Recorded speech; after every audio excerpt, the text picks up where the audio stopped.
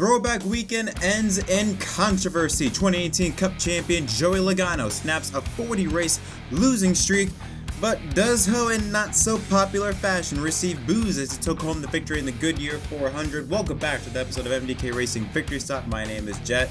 Hope y'all had a wonderful weekend. We had Miami Grand Prix. Nothing happened there until 7 laps ago.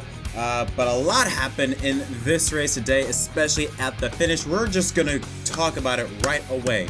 Exactly what took place to end off the 11th race of the 2022 Cup Series season. It began with William Byron out in front on a final restart, built up a pretty decent gap, about a second or so gap ahead of Joey Logano. But near the end of the race, under 5-6 laps ago, Logano started to chip away at Byron's lead. And by 2 or 3 laps ago, he was right on Byron's bumper. Byron's car was clearly getting away from him. And then coming to the final lap, in turn 3, Joey Logano doesn't even try to get by him cleanly, just gets into the back end of him, shoves him into the wall. Byron would end up cutting 2 tires, both on the right side, while Logano went on to win. William Byron will go from leading the race to finishing just inside the top 15 in, I believe, the 14th position. Now, there was a lot of controversy. Was Logano's move fair or not? Well, we have to go back. In order to get the full picture, we have to go back to what happened earlier in the race. Near the final few restarts, it was Byron and Logano racing side by side.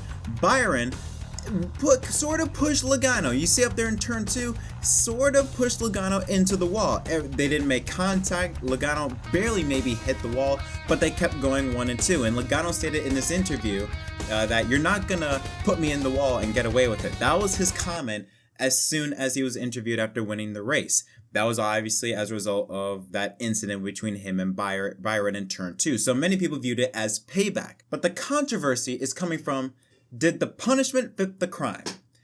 Did Byron, who, remember, Byron was not doing anything purpose. He did nothing on purpose. He wasn't trying to put Logano on the wall. We know with turn 2 at Darlington, it is extremely tight. We've seen so many incidents that happen off of turn number 2. Very, very tight racing. I don't think there was any ill intent between Byron, what Byron did to Logano. And again, it was so minuscule, I feel like. It was just hard racing. It was a close call, but just simple hard racing. What Logano did, Logano was clearly running down Byron. I feel like personally, there was no need for Logano to do that. He could have easily, he was already right up to his bumper coming to the final lap. If he were to have moved him, maybe give him a little bit of a shove or of a nudge entering the corner or in the middle of the corner. That's what I expected to happen. But when he just lunged into the corner, I don't know if you can tell from the helicopter view. I don't know if Byron checked up a bit earlier, because remember, his car was getting away from him. It's starting to become a bit too loose. Maybe Byron checked up a bit earlier than normal, or if Logano just went balls to the wall, just didn't even try to make the corner and used Byron to make turns 3 and 4. I don't know, but based on the interview, based on how Logano started that interview by saying, you don't put me in the wall and get away with it, makes me think that he went into that corner with the intention of putting Byron in the wall. And Byron's response, well, he wasn't too happy. Right rear tires were an issue all day, so trying to manage that. He just runs sober. So that's just how you race him now? Yeah, I mean, he runs everybody over, so I don't see what's different, you know?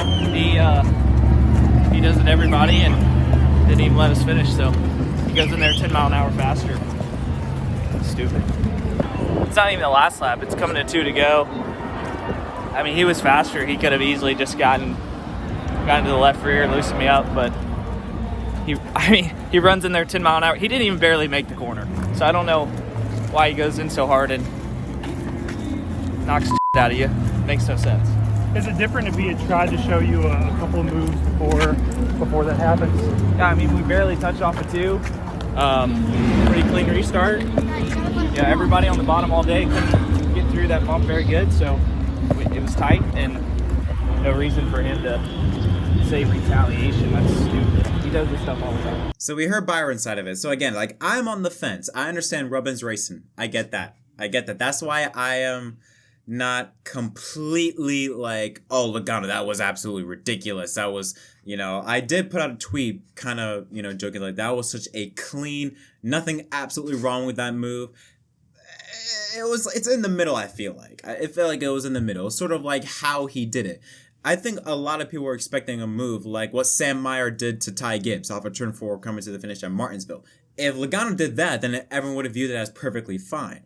But I think how hard he shoved Byron into the wall, many view that as a bit excessive, and that I am kind of agree on. I don't blame him for moving Byron out of the way. I'm pretty sure all of us would have done that. I don't think, moving someone out of the way is the issue. It was just how forceful it was, like how aggressive he was when moving someone. When you move someone, you give them a little tap, a little shove in the left rear.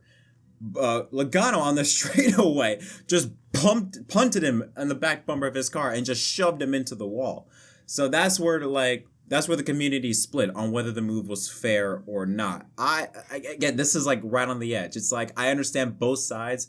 I do tend to lean a little bit towards the side of maybe a bit excessive. Like I don't think Logano needed to hit him that hard.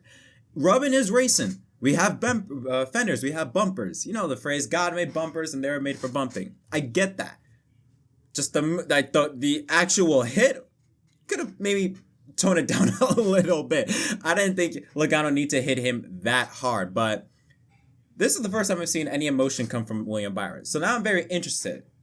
How will Byron race Logano from here on out? Because now both of them, they're in the playoffs. So basically, they really have nothing to lose. And Byron, I don't think he's the best Hendrick driver. It's a toss-up between him and Chase Elliott.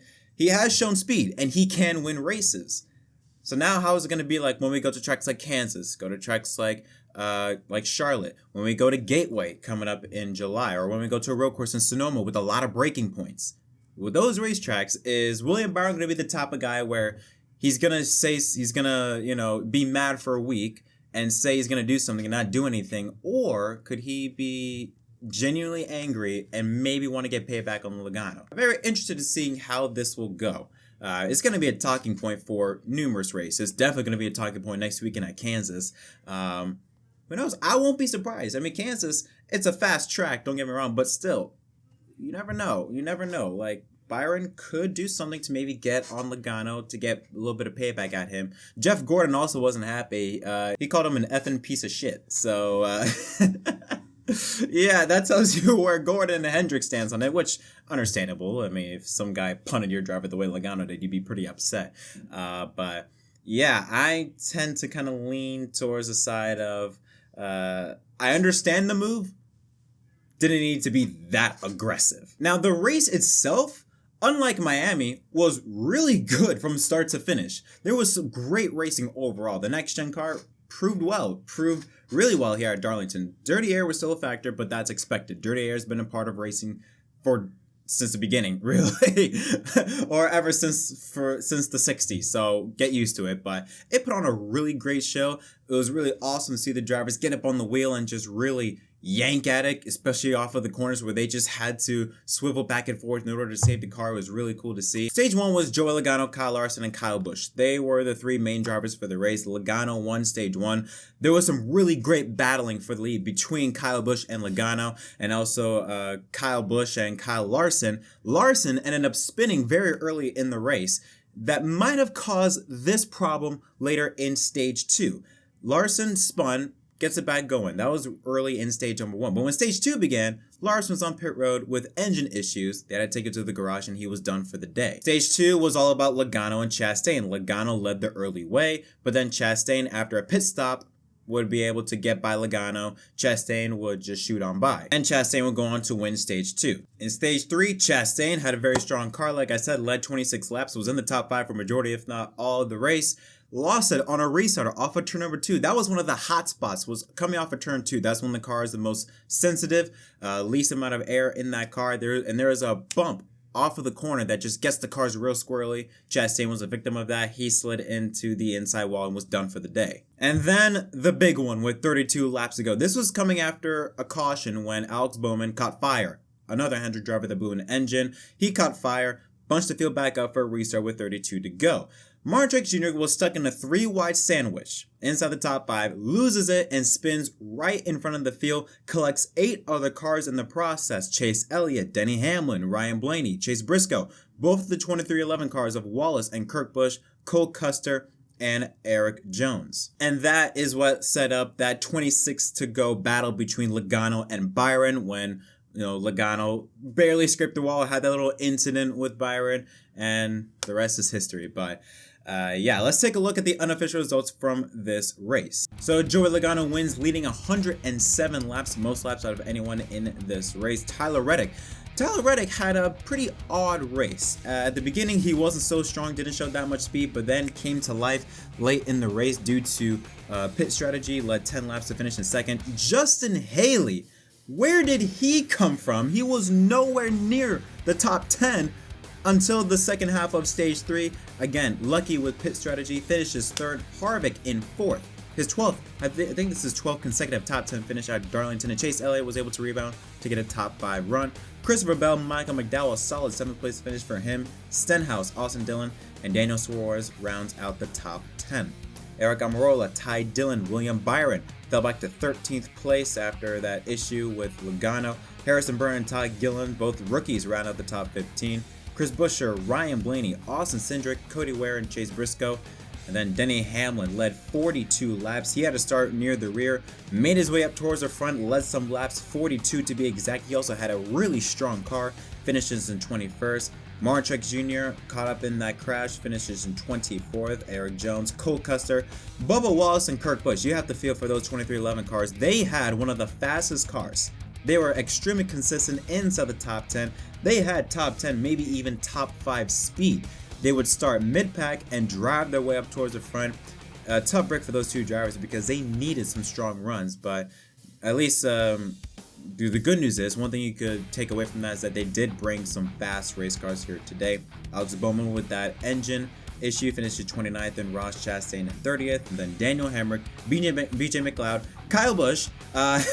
He got caught up in an incident with Brad Keselowski off of turn number 2. Keselowski blew a tire, smacks the wall right in front of Kyle Busch, ends Kyle Busch's day. He was sick and tired of it. He couldn't drive back into the garage, so he just gets out of his car and walks away. Brad Keselowski finishes 34th, Corey LaJoie 35th, and Kyle Larson with that engine issue in 36th. Again, I loved this race. I absolutely loved this race. I thought it was really great from start to finish.